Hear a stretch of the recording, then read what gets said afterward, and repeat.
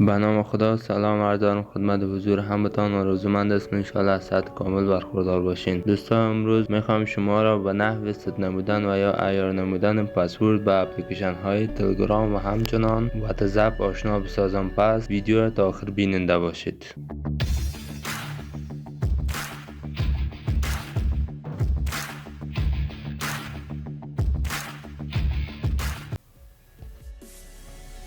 بازم خوش آمدین دوستا. اگر تاکنون چینل ما را سابسکرایب نکردین و میخواین از آخرین جزئیات و مواردی که در چینل یوتیوب و همچنان پیج فیسبوک ما بر شما اپلود میکنیم آگهی دریافت بکنین، پس سابسکرایب نمودن چینل یوتیوب را فراموش نکنید و همچنان ما را در شبکه‌های اجتماعی نیز دنبال کنید.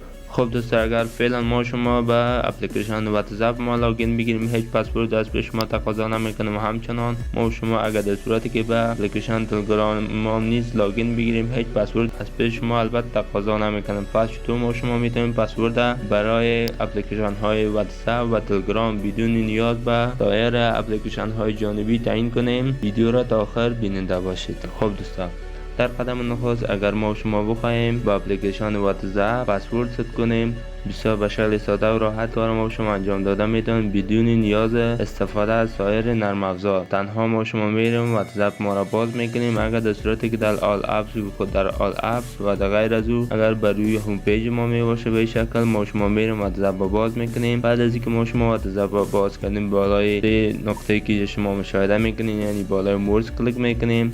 بعد شما وارد آپشن آخر یعنی ستینگ میشیم.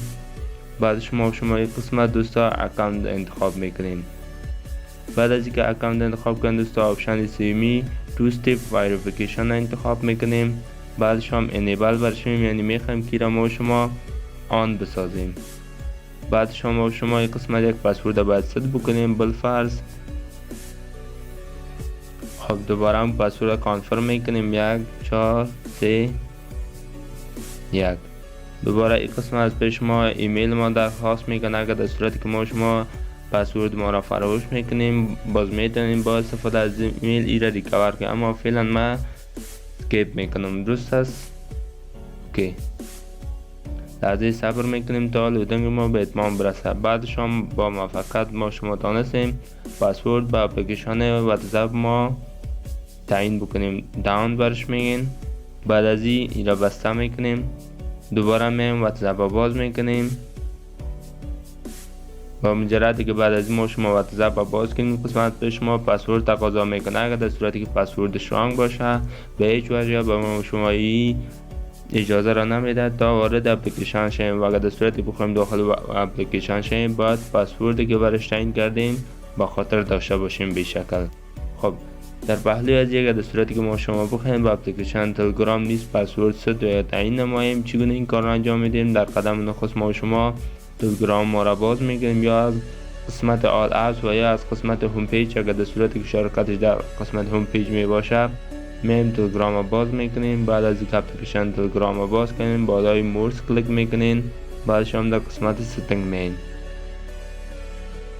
بعد از این در قسمت ستینگ آمدیم، در قسمت پرایوسی اند سکیوریتی می آید و بعد هم در قسمت پیس کود لاگ. درسته دوستا؟ بعد شما این قسمت ایرام انیبل میکنیم. با مجردی که انیبل کنیم قسمت پسورد از شما تقاضا میکنه که 4 کرکتر میتونه باشه 1 4 3 1. دوباره اونمو را ما شما کانفرم میکنیم یا رینتر یور نیو پسورد 1 4 3 1. بعد ما شما با موفقیت دانستیم که پسورد را تعیین بکنیم. از این قسمت شما میتونید که چند ساعت بعد یا چند دقیقه بعد لاک شود به شکل اتوماتیک. خب بعد از اون بک میم و از قسمت هم بک میم ایرام لاک میکنیم دوستا. دوباره میم از تلگرام اگزیت میشیم. دوباره اگر در صورت که فعلا ما شما بخوایم داخل تلگرام شیم، به شکل از به شما پسورد تقاضا میکنه. اگر در صورت که پسورد اشتباه وارد کنیم به هیچ وجه اجازه داخل شدن با اپلیکیشن را برای ما نمیده. پس باید پسورد به خاطر داشته باشیم که پسورد ما 1 4 3 1 بود. به شکل میتونیم برای اپلیکیشن های واتساپ و تلگرام پسورد تعیین نماییم. خب این بود موضوع امروزی ما. روزمند هستم، ان شاء الله مورد توجه قرار گرفته باشه. اگر در صورت که میخواین از آخرین جزئیات و مواردی که چینل یوتیوب و همچنان پیج فیسبوک براتون اپلود میکنیم آگاهی دریافت کنید، پس سابسکرایب نمودن چینل یوتیوب و لایک نمودن پیج فیسبوک فراموشتان نشود.